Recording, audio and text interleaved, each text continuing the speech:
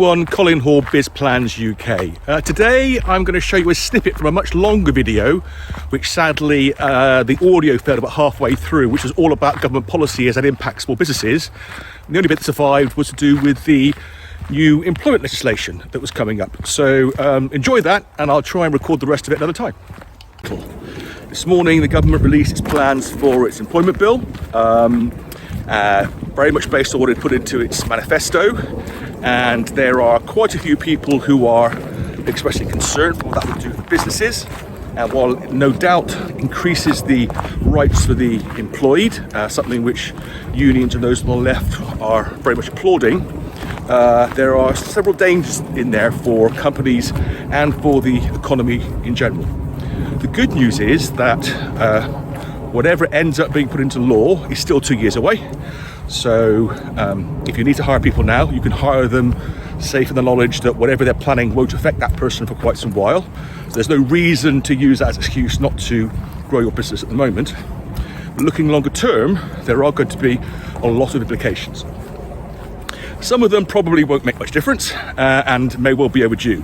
Things like paternity leave for people from day one, sick pay from the first day you're sick, not the fourth day. Things like that will have very little difference to businesses at all. The really, really big one is going to be the ability to make a claim for wrongful dismissal from day one of your employment rather than after 2 years. Now, they are proposing a 9-month probation period whereby you can make someone redundant if they are poor fit for the job, if they're not performing well. But you can't make them redundant under that probationary period because the business is doing badly. So if you've hired somebody and taken a punt on the hope that you can win a contract and need that person to serve the contract and then lose that contract and therefore don't need them anymore, you can't just get rid of them. You have to then go through the process you have for everybody who's been around for a while for making somebody redundant. And in theory, you could end up having to keep that person and get rid of somebody else, depending on what process you go through and the conditions that you're in. And the new legislation actually adds about 28 duties to companies, irrespective of whether they're very small, one employee, or FTSE 100, that they didn't have before. And for small companies, that's going to be a major headache. And undoubtedly, even with the best will in the world, many are going to get it wrong.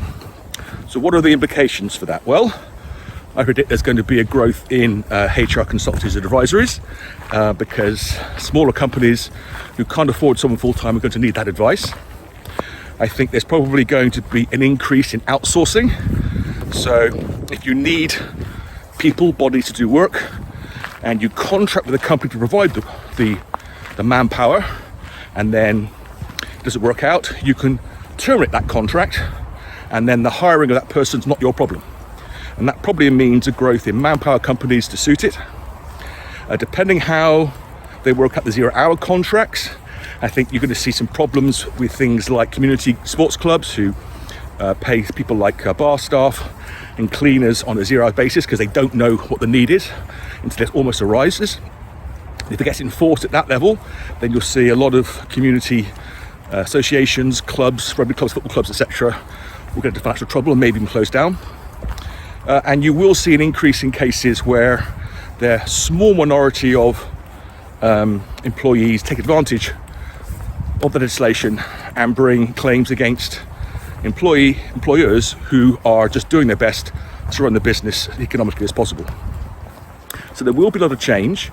The proposals are subject to the normal processes in Parliament, which means it'll go back and forth between House of Commons and the House of Lords. The House of Lords may well propose changes, but with the large majority Labour government has, if they wish to, they can force it through pretty much unchanged, unless their own backbenchers rebel, which is unlikely. So the proposals that are in there now are likely to be what becomes law in 2 years' time.